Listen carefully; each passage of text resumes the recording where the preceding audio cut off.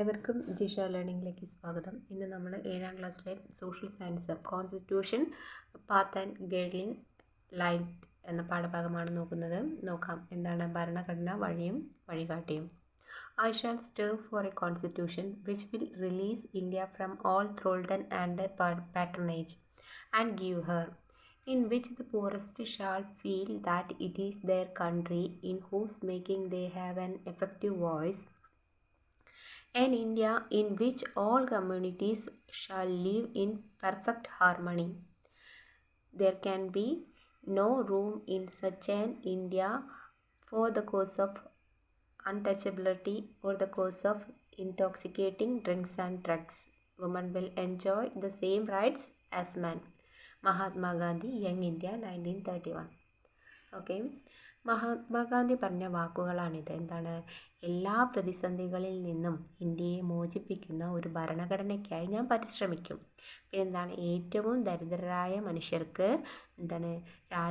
രാജ്യം രൂപപ്പെടുന്നതിൽ കാര്യക്ഷമമായ ശബ്ദമുണ്ടാക്കുകയും രാജ്യം അവരുടേതാണെന്ന് അവർക്ക് തോന്നുകയും ചെയ്യണം എന്നാണ് പറയണത്. പിന്നെ എന്താണ് പറഞ്ഞത്? പിന്നെ എല്ലാ സമുദായക്കാരും തികഞ്ഞ സൗഹാർദ്ദത്തോടെ ജീവിക്കുന്ന ഇന്ത്യക്കാണ് എൻ്റെ പരിശ്രമം.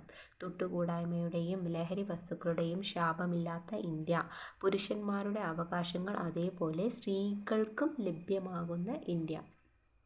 ഓക്കെ, ഇനി അടുത്ത ഭാഗം നോക്കാം. Was it after independence that we started thinking about a constitution? സ്വാതന്ത്ര്യത്തിന് ശേഷമാണോ നമ്മൾ ഭരണഘടനയെക്കുറിച്ച് ചിന്തിച്ചു തുടങ്ങിയത്? What idea did Gandhiji wish to have in future constitution?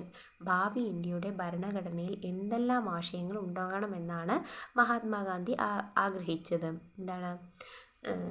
Sovereignty, equality, fraternity, gender justice, പിന്നെ ബ്രദർഹുഡ്, സെക്യുലറിസം. ഓക്കെ, ഇനി അടുത്തത് constitutions the dream of freedom fighters.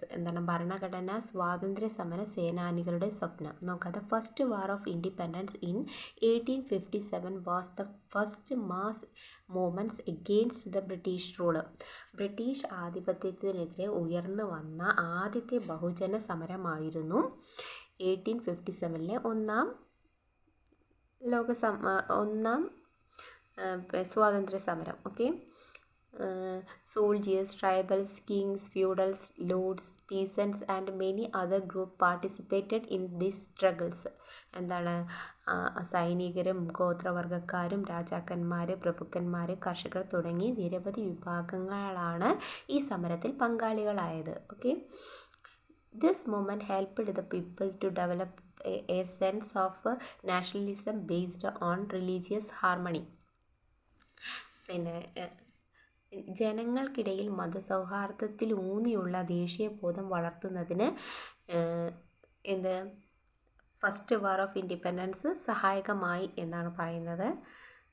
Okay, പിന്നെ The strengthening of nationalism led to the formation of many regional organizations against the foreign domination in different parts of India. Indian Association, Madras Native Association and Pune Sarvajanik Sabha are some examples. അപ്പം ദേശീയ ബോധം ശക്തിപ്പെടുത്തുന്നതോടെ വൈദേശിക ആധിപത്യത്തിനെതിരെ ഇന്ത്യയുടെ വിവിധ ഭാഗങ്ങളിൽ ധാരാളം പ്രാദേശിക സംഘടനകൾ രൂപപ്പെട്ടു. ഇന്ത്യൻ അസോസിയേഷൻ, പിന്നെ മദ്രാസ് നേറ്റീവ് അസോസിയേഷൻ, പൂനെ സർവജനിക് സഭ എന്നിങ്ങനെ ചില ഉദാഹരണങ്ങളാണ്. ഓക്കെ,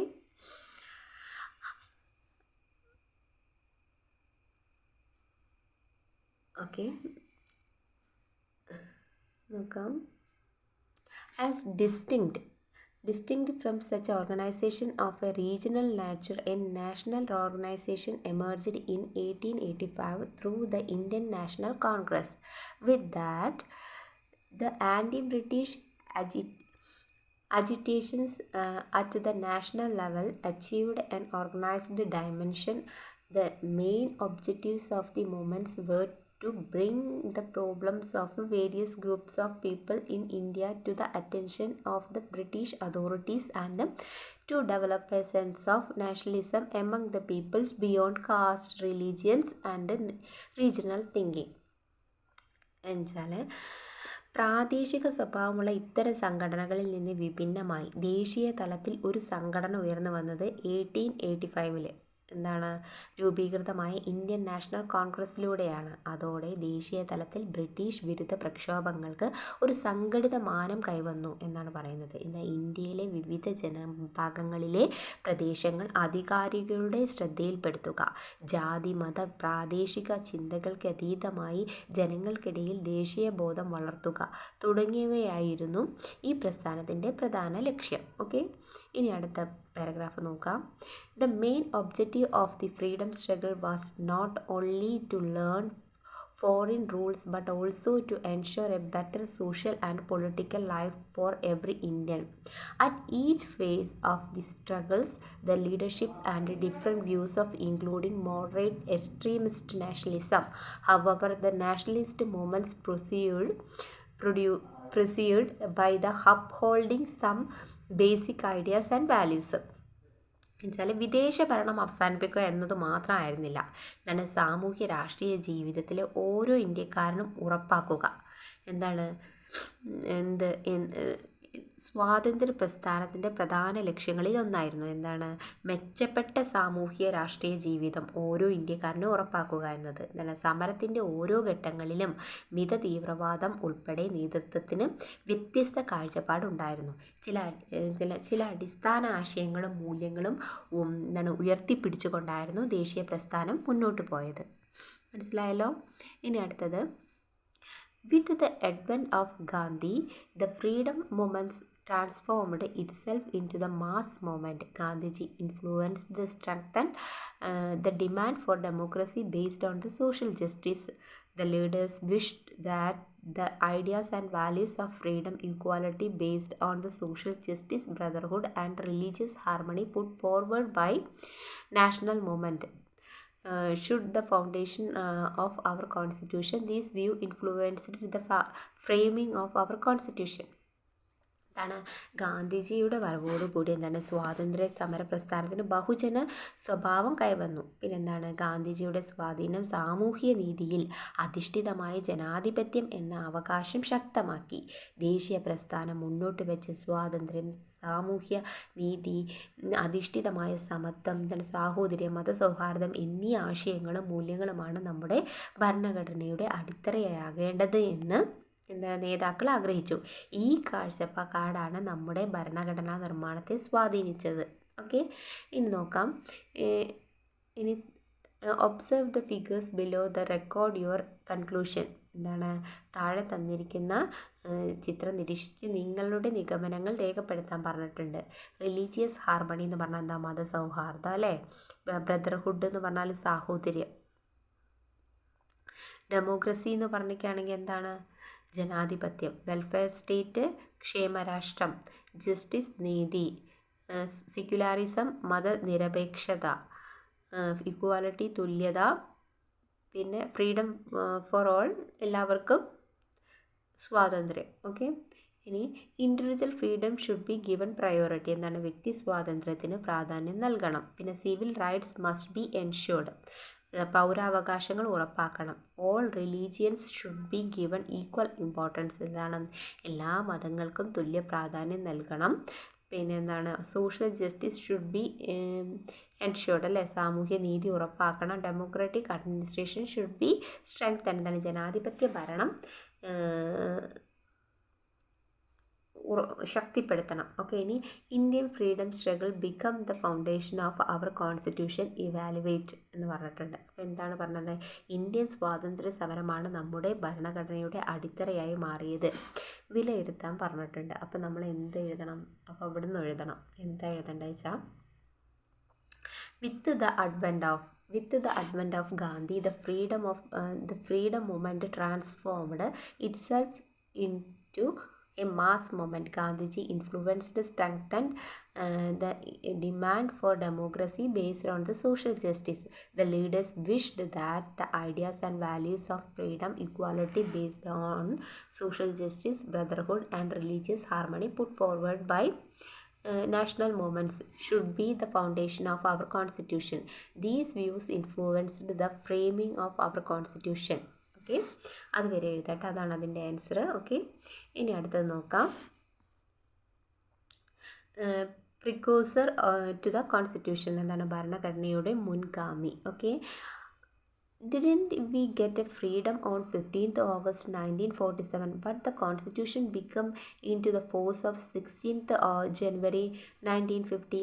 ആ കുട്ടി ചോദിക്കുകയാണ്, എന്താണ് 1947 ഓഗസ്റ്റ് 15-നല്ലേ നമുക്ക് സ്വാതന്ത്ര്യം കിട്ടിയത്, പക്ഷേ ഭരണഘടന നിലവിൽ വന്നത് 1950-ലാണ്, ജനുവരി 26-ന്. അപ്പോൾ എന്താണ് then what was India's constitution and law for 2.5 years after independence? അപ്പോൾ സ്വാതന്ത്ര്യം നേടി 2.5 വർഷത്തോളം എന്തായിരുന്നു ഇന്ത്യയുടെ ഭരണഘടനയും നിയമവും എന്ന് ചോദിച്ചിരിക്കുന്നു. അപ്പോൾ എന്താ ചോദിച്ചിരിക്കുന്നത് വെച്ചാൽ നമുക്ക് എല്ലാവർക്കും ഒരു സംശയമുള്ള കാര്യമല്ലേ അത്. Okay, don't you have such a doubt? നോക്കാം നമുക്ക്. What be followed in government of India act passed by the British in 1935 until we become a republic. എന്നുവെച്ചാൽ ബ്രിട്ടീഷുകാർ 1935 പാസ്സാക്കിയ ഗവൺമെൻറ് ഓഫ് ഇന്ത്യൻ ആക്ട് എന്ന നിയമസംഹിതയാണ് റിപ്പബ്ലിക്കായി മാറും വരെ നമ്മുടെ രാജ്യം പിന്തുടർന്നത്. Many ideas and provisions of our constitution were taken from his act. എന്താണ് നമ്മുടെ ഭരണഘടനയിലെ ആശയങ്ങളും വ്യവസ്ഥകളും ഈ നിയമത്തിൽ നിന്നാണ് എടുത്തിരിക്കുന്നത്. പിന്നെ our constitution come into the force on 26 January 1950 replacing this act. എന്താണ് 1950 ജനുവരി 26-നാണ് നമ്മുടെ ഭരണഘടന നിലവിൽ വന്നത്. ഓക്കെ, ഇനി അടുത്തത് find out the features of the Government of Indian Act 1935 observing the figures below. എന്താണ് താഴെ തന്നിരിക്കുന്ന ചിത്രം നിരീക്ഷിച്ച് ഗവൺമെൻറ് ഓഫ് ഇന്ത്യൻ ആക്ടിൻ്റെ സവിശേഷതകൾ കണ്ടെത്താൻ പറഞ്ഞിട്ടുണ്ട്. അപ്പോൾ എന്താണ് വാട്ട് ആർ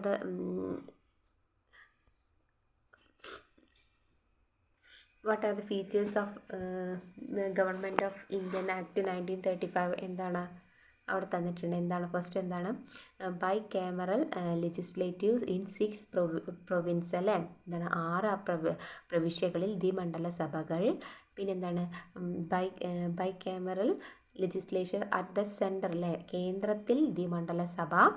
പിന്നെ അടുത്തത് power divided between the centre and the province. കേന്ദ്രത്തിനും അന്നത്തെ ആവശ്യങ്ങൾക്കുമായി അധികാരം വിഭജിച്ചു.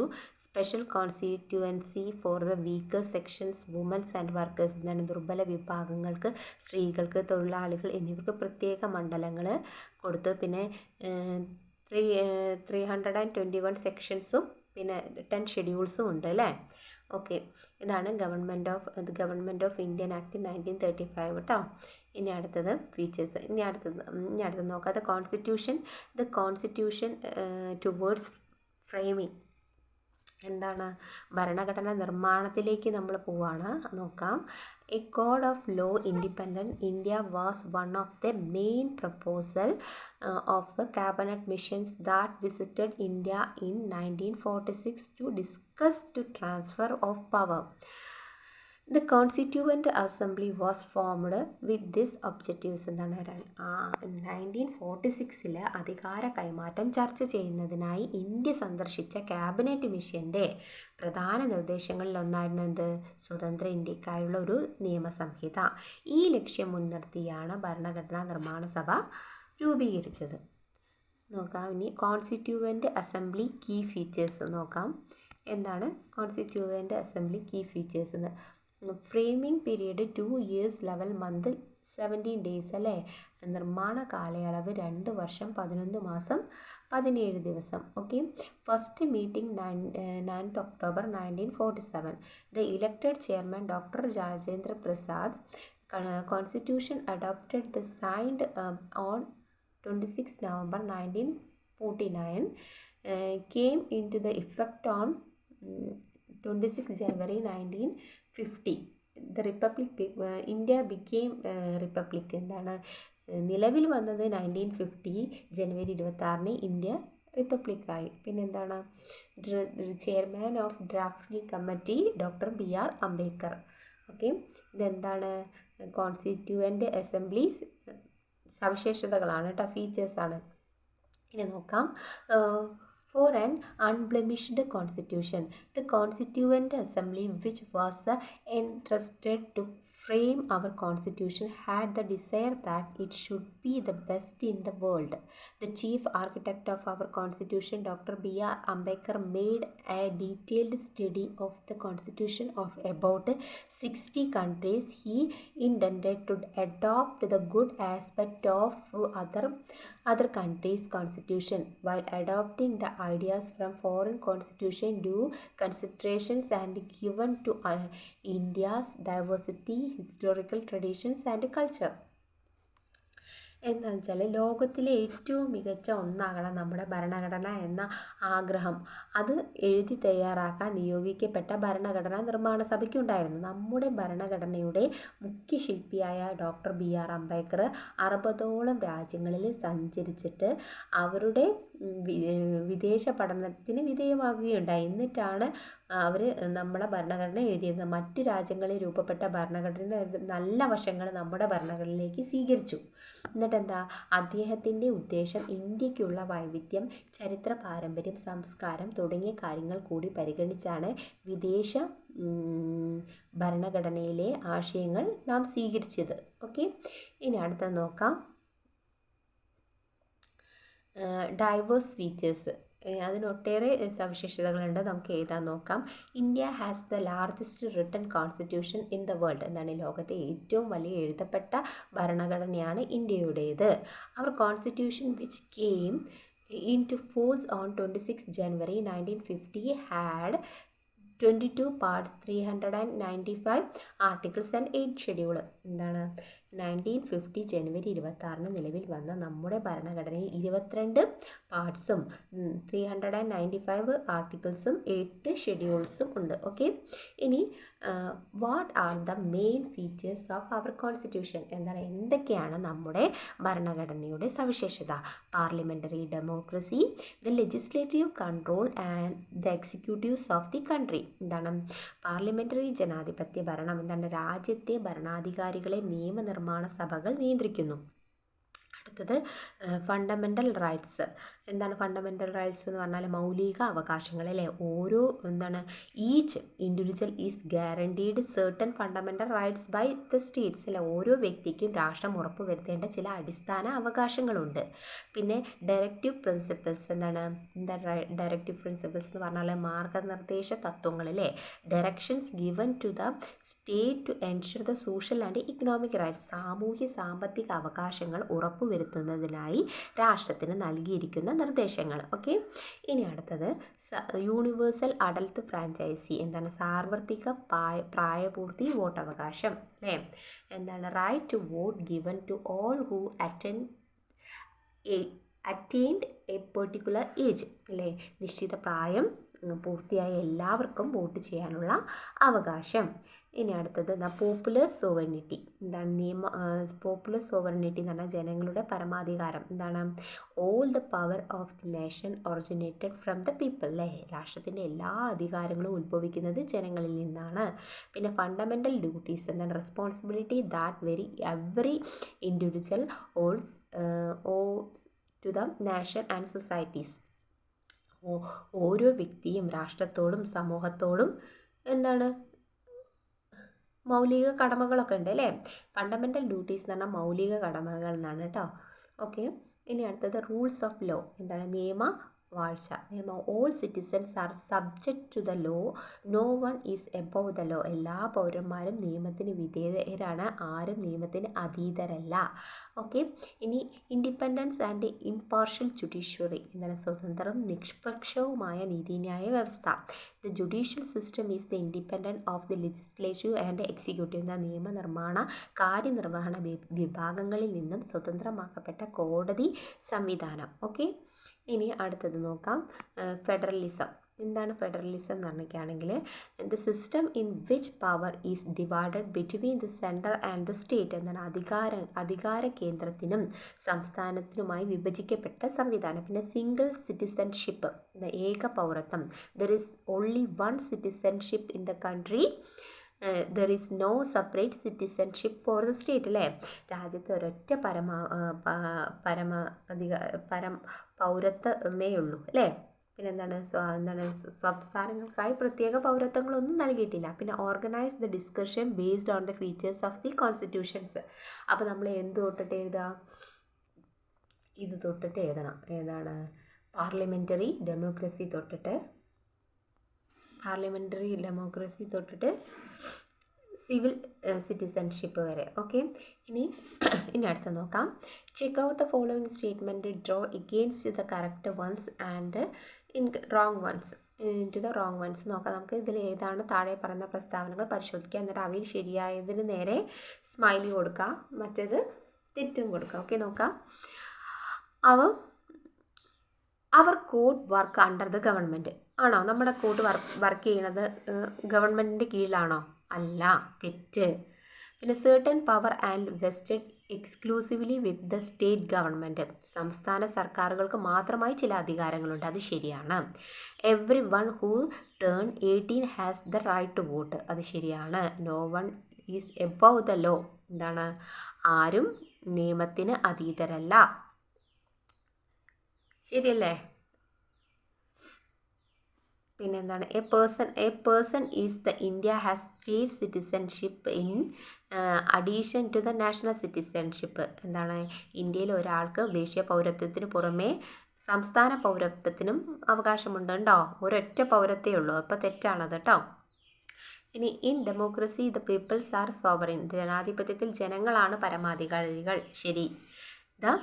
As the have rights so have to duties. എന്താണ്? നമുക്ക് അവകാശങ്ങളുള്ളതുപോലെ നമുക്ക് കടമകളുമുണ്ട്. അപ്പോൾ എന്താണ്? ശരി. പിന്നെന്താണ്? No one has control our rules. അല്ലേ, എന്താണ്? നമ്മുടെ ഭരണാധികാരികൾക്ക് മേൽ ആർക്കും നിയന്ത്രണമില്ല. ഓക്കെ, ഇനി അടുത്ത് നോക്കാം. സോഴ്സ് ഓഫ് ലോ എന്താണെന്ന് നോക്കാം. Our constitution is the fundamental law of the nation. Any law framed by central or state government should follow the provisions of our constitution. Thus the boundaries within which government can make and enforce laws and decided by our constitution, which hold the position as the supreme system as the source of law. എന്താണ്? നമ്മുടെ ഭരണഘടന രാഷ്ട്രത്തിൻ്റെ അടിസ്ഥാന നിയമസംഹിതയാണ്. ഭരണഘടനാ വ്യവസ്ഥകൾക്ക് അനുസൃതമായി മാത്രമേ കേന്ദ്ര സംസ്ഥാന സർക്കാരുകൾക്ക് ഏതൊരു നിയമവും നിർമ്മിക്കാൻ കഴിയൂ. സർക്കാരുകൾക്ക് നിയമങ്ങൾ നിർമ്മിക്കാനും നടപ്പിലാക്കാനും കഴിയുന്ന അതിരുകൾ ഭരണഘടന നിർവഹിച്ചിരിക്കുന്നു എന്നർത്ഥം. ഇതിൻ്റെ നിയമത്തിൻ്റെ വ്യവസ്ഥ എന്ന നിലയിലും സ്രോതസ് എന്ന നിലയിലും പരമോന്നത സ്ഥാനമാണ് ഭരണഘടനയ്ക്കുള്ളത്. ഓക്കെ, ഇനി അടുത്തത് നോക്കാം.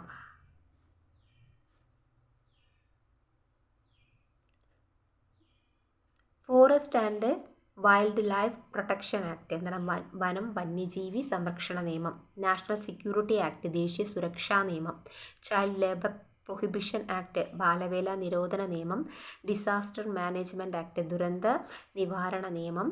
ലാൻഡ് റിഫോം ആക്ട്, ഭൂപരിഷ്കരണ നിയമം. ഫുഡ് സെക്യൂരിറ്റി ആക്ട്, ഭക്ഷ്യസുരക്ഷാ നിയമം. റൈറ്റ് ടു ഇൻഫോർമേഷൻ ആക്ട്, വിവരാവകാശ നിയമം.